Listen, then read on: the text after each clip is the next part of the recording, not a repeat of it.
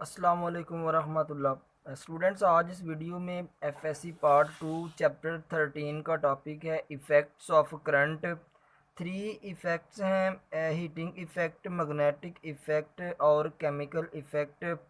ये short question भी आ जाता है कि करंट के इफ़ेक्ट्स कितने हैं, थ्री इनके नेम लिखो। एक तो ये शॉर्ट क्वेश्चन हो जाएगा। इस वीडियो में आज हम पढ़ेंगे हीटिंग इफ़ेक्ट और मैग्नेटिक इफ़ेक्ट। नेक्स्ट वीडियो में केमिकल इफ़ेक्ट जो है ये कंप्लीट डिस्कस करेंगे। तो ये हमारा फर्स्ट इफ़ेक्ट है हीटिंग इफ़ेक्ट। सबसे पहले इसको अंडरस्टैंड करते हैं कि जब किसी कंडक्टर में करंट फ्लो करता है तो उसमें हीट प्रोड्यूस हो जाती है। वो कैसे हीट प्रोड्यूस होती है, फिर उस हीट को हम कौन सा लॉ यूज़ करके फाइंड कर सकते हैं, उसकी वैल्यू। तो ये कंप्लीट डिस्कस करेंगे। सबसे पहले देखते हैं कि हीट कैसे प्रोड्यूस हो जाती है कंडक्टर में जब करंट फ्लो करता है। तो ये हमने एक कंडक्टर लिया है जिसमें फ्री इलेक्ट्रॉन्स हैं, ये जो रेड वाले हैं, और ये ब्लू कलर के जो हैं ये एटम्स हैं। यानी इन एटम्स से ही इलेक्ट्रॉन्स निकले हैं, तो ये फ्री इलेक्ट्रॉन्स बन गए हुए हैं, और ये वही एटम्स हैं जिनसे इलेक्ट्रॉन्स निकले हुए हैं। तो और हमें पता है कि कंडक्टर्स में फ्री इलेक्ट्रॉन्स की वजह से ही करंट फ्लो करता है। तो जैसे ही इस कंडक्टर को हम बैटरी के साथ कनेक्ट करेंगे, ये फ्री इलेक्ट्रॉन्स एटम्स के साथ टकराएंगे, इस एटम के साथ भी। और हर कोलिजन में जब ये कोलाइड करेंगे, जाहिर है मामूली सी हीट भी तो प्रोड्यूस होगी। जब ये क्योंकि बैटरी से कनेक्ट किया, ये एक लाइन में अरेंज हो जाएंगे बिल्कुल एक पैटर्न में। पहले तो ये रैंडमली मूव कर रहे होंगे। तो जब ये electrons, free electrons in atoms के साथ टकराएंगे तो जाहिर है इनकी भी काइनेटिक एनर्जी बढ़ जाएगी, और हर कोलिजन में जो है हीट प्रोड्यूस होगी। हर कोलिजन में उस हीट को फाइंड करने के लिए हम जूल्स लॉ यूज़ करते हैं। H is equal to I square R T. I क्या है, जो इस कंडक्टर में करंट फ्लो कर रहा है। आर इस कंडक्टर की रेजिस्टेंस है, जिसको 10th क्लास में भी डिफाइन कर चुके हुए हैं। इस चैप्टर में भी नेक्स्ट टॉपिक में करेंगे ओहम्स लॉ वाले में। टाइम कितना लगेगा करंट के फ्लो करने में। और वी, एक इसका ये फार्मूला है जूल्स लॉ का। दूसरा फार्मूला है V square over R T. V इस कंडक्टर के एंड्स के अक्रॉस पोटेंशियल डिफरेंस है। तो जूल्स लॉ, एक हमने ये पॉइंट देखा, जूल्स लॉ किसके लिए यूज़ होता है। कंडक्टर में जो कोलिजन की वजह से फ्री इलेक्ट्रॉन्स और एटम्स की कोलिजन की वजह से जो हीट प्रोड्यूस होती है, उस हीट को फाइंड करने के लिए हम जूल्स लॉ को यूज़ करते हैं। तो ये था हीटिंग इफ़ेक्ट करंट का। अब इस हीटिंग इफ़ेक्ट को स्टूडेंट्स डेली लाइफ में कहाँ पे यूज़ कर रहे हैं। बेसिकली इस हीटिंग इफ़ेक्ट को इलेक्ट्रिक हीटर्स में यूज़ करते हैं। जो बिजली से हीटर्स चलते हैं, हम देखते हैं कि वो गर्म हो जाता है और पूरे रूम में जो है वो हीट हो जाती है। इलेक्ट्रिक कैटल्स इलेक्ट्रिक कैटल्स में भी हीटिंग इफ़ेक्ट का फिनोमेना यूज़ होता है। इसके बाद ट्विस्टर्स हैं, ये भी किचन अप्लायंस है स्टूडेंट्स। इसके बाद इलेक्ट्रिक आयरन, जो घरों में हम इस्त्री यूज़ करते हैं, कपड़े प्रेस करते हैं जिससे, तो उसकी कॉइल कैसे गर्म हो जाती है हीटिंग इफ़ेक्ट की वजह से। यानी हीटिंग इफ़ेक्ट की वजह से उसकी कॉइल गर्म हो जाती है जब करंट फ्लो करता है। इस तरह फ्री इलेक्ट्रॉन्स और एटम्स की कोलिजन की वजह से वो कॉइल जो है ज़्यादा गर्म हो जाती है, इसलिए हम इजीली कपड़ों को प्रेस करते हैं। तो ये था हीटिंग इफ़ेक्ट। नेक्स्ट है मैग्नेटिक इफ़ेक्ट। मैग्नेटिक इफ़ेक्ट के करंट का क्या है, इसके भी यूज़ देखेंगे। सबसे पहले कि मैग्नेटिक फील्ड का कॉन्सेप्ट किसने दिया था, एम्पेयर ने। एम्पेयर साइंटिस्ट थे। जिस तरह हमें पता है कि करंट के यूनिट एम्पेयर हैं, प्रीवियस वीडियो में पढ़ा था। तो एम्पेयर और ओरेस्टेड दो साइंटिस्ट थे जिन्होंने ये कहा था कि करंट के फ्लो करने से कंडक्टर के अराउंड मैग्नेटिक फील्ड प्रोड्यूस हो जाता है। तो ये एमसीक्यू भी याद रख सकते हैं। इसके बाद हम थ्री फिगर्स देखेंगे। एक स्ट्रेट वायर वाली, उसमें कैसे मैग्नेटिक फील्ड प्रोड्यूस होता है। एक देखेंगे कॉइल में कैसे मैग्नेटिक फील्ड प्रोड्यूस होता है, उसका क्या इफ़ेक्ट है, करंट के फ्लो करने से क्या इफ़ेक्ट पड़ेगा इस कॉइल के ऊपर। और थर्ड देखेंगे सॉलिनॉइड वाला। तो स्ट्रेट वायर के केस में ये हमने एक स्टूडेंट्स कार्ड बोर्ड लिया। ये जो मैंने फिगर बनाई है 10th क्लास में इलेक्ट्रोमैग्नेटिज्म वाले चैप्टर में पहला ही टॉपिक है यही। तो ये मैंने वही फिगर बनाई है। ये कंपस नीडल्स हैं। कंपस नीडल्स किसके लिए यूज़ होती हैं? To find presence of magnetic field. Magnetic field की मौजूदगी का पता लगाने के लिए इनको यूज़ करते हैं।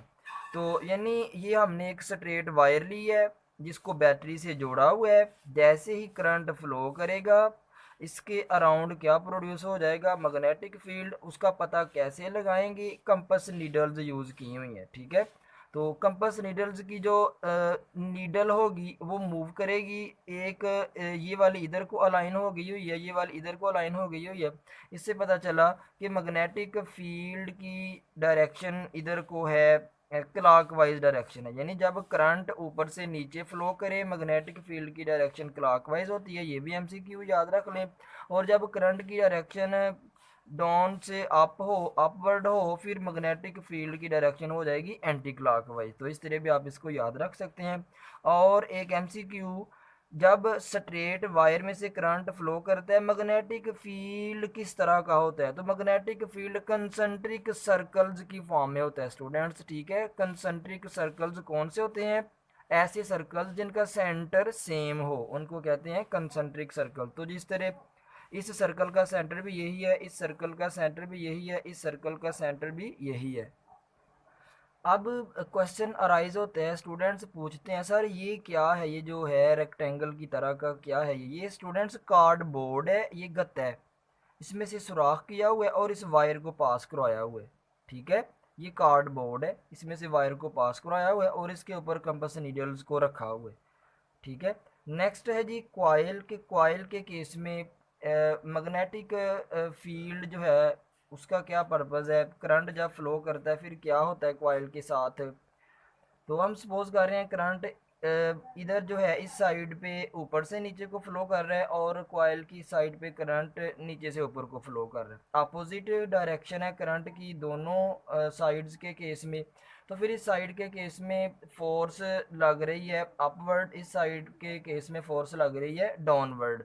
और ये जो डॉट है ये शो करता है मैग्नेटिक फील्ड की डायरेक्शन आउटवर्ड है और क्रॉस शो करता है मैग्नेटिक फील्ड की डायरेक्शन डाउनवर्ड है या इन टू दी पेज है। ये शो करता है मैग्नेटिक फील्ड की डायरेक्शन आउट ऑफ पेज है डॉट, और क्रॉस शो करता है कि मैग्नेटिक फील्ड की direction into the page है, ठीक है।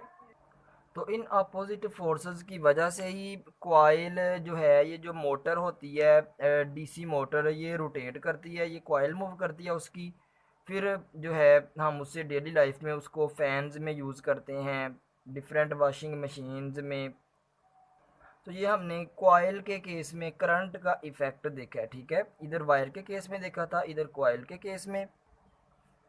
सॉलिनाइड के केस में देखेंगे कि सॉलिनाइड जो है क्या होती है, इसको डिफाइन कर लेते हैं सबसे पहले। A tightly bound cylindrical conducting wire is called solenoid. यानी सॉलिनाइड क्या है?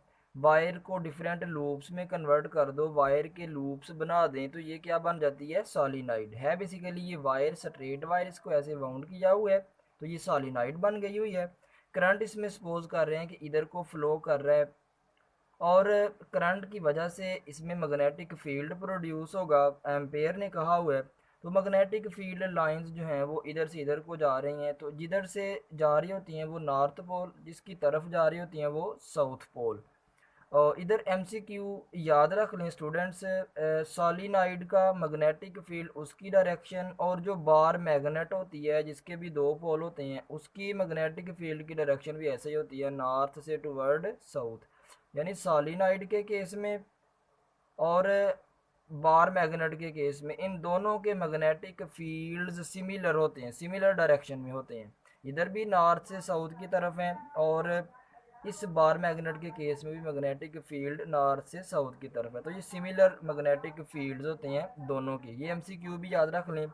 अब मैग्नेटिक इफेक्ट का यूज़ क्या है? करंट के मैग्नेटिक इफेक्ट का इलेक्ट्रिक मोटर्स में हमें पता है कि डेली लाइफ में फ़ैन्स यूज़ होते हैं घरों में, वॉशिंग मशीन्स यूज़ होती हैं। तो फ़ैन जब बटन ही हम ऑन करते हैं तो फ़ैन की कॉइल मूव करती है और फ़ैन जो है चलना शुरू हो जाता है। जैसे वाटर पंप है, उसकी मोटर हम बटन ऑन करते हैं तो वो चलना शुरू हो जाती है कॉइल। कैसे, उसमें बेसिकली मैग्नेटिक इफ़ेक्ट यूज़ हो रहा होता है करंट का। उसकी कॉइल के अपोजिट फोर्सेस लग रही होती हैं, इसलिए वो वाटर पंप की मोटर है, कोई भी है कॉइल वो मूव करती है। इलेक्ट्रिक फैंस में यूज़ हो रहा है ये वाला। Detection and measurement of current, उसके लिए भी हम इस इफ़ेक्ट को यूज़ करते हैं। तो ये था हमारा टॉपिक जिसमें हमने हीटिंग इफ़ेक्ट देखा है और मैग्नेटिक इफ़ेक्ट देखा है करंट का। अब बुक से थोड़ा सा रीड करते हैं। तो ये कंप्लीट हमने डिस्कस कर लिया है। बस ये एमसीक्यू अंडरस्टैंड करना था कि स्ट्रेंथ ऑफ मैग्नेटिक फील्ड, जिसे हम मैग्नेटिक फील्ड इंटेंसिटी कहते हैं, वो किस पे डिपेंड करती है? वो वैल्यू ऑफ करंट पे डिपेंड करती है और डिस्टेंस फ्रॉम करंट एलिमेंट्स पे डिपेंड करती है। यानी करंट जितना ज़्यादा फ्लो करेगा किसी वायर में से, किसी कॉइल में से, किसी सॉलिनॉइड में से, उतना ही मैग्नेटिक फील्ड ज़्यादा प्रोड्यूस होगा। एक पॉइंट। दूसरे नंबर पे जितना डिस्टेंस डिस्टेंस पे भी डिपेंड करता है मैग्नेटिक फील्ड। यानी हम अगर इस वायर से दूर जाते जाएं तो मैग्नेटिक फील्ड का इफ़ेक्ट कम होता जाता है, इसकी तरफ आते जाएंगे तो मैग्नेटिक फील्ड का इफेक्ट, यानी इधर मैग्नेटिक फील्ड का इफेक्ट ज़्यादा होगा और दूर मैग्नेटिक फील्ड का इफेक्ट कम होगा। यानी डिस्टेंस इंक्रीज करने से मैग्नेटिक फील्ड डिक्रीज हो जाता है। जैसे सॉलिनॉइड के केस में हमें पता है कि सॉलिनॉइड के इनसाइड मैग्नेटिक फील्ड यूनिफॉर्म होता है और स्ट्रांग होता है, और सॉलिनॉइड से दूर जाते जाएं तो मैग्नेटिक फील्ड लाइंस देखें दूर दूर हैं, इधर लाइंस क्लोज क्लोज हैं। तो जिधर लाइंस क्लोज होंगी मैग्नेटिक फील्ड ज़्यादा होगा, दूर जाते जाएंगे तो मैग्नेटिक फील्ड की ताकत, मैग्नेटिक फील्ड की शिद्दत कम होती जाएगी। तो ये था स्टूडेंट्स हमारा टॉपिक। नेक्स्ट वीडियो में केमिकल इफ़ेक्ट पढ़ेंगे। अल्लाह हाफिज़।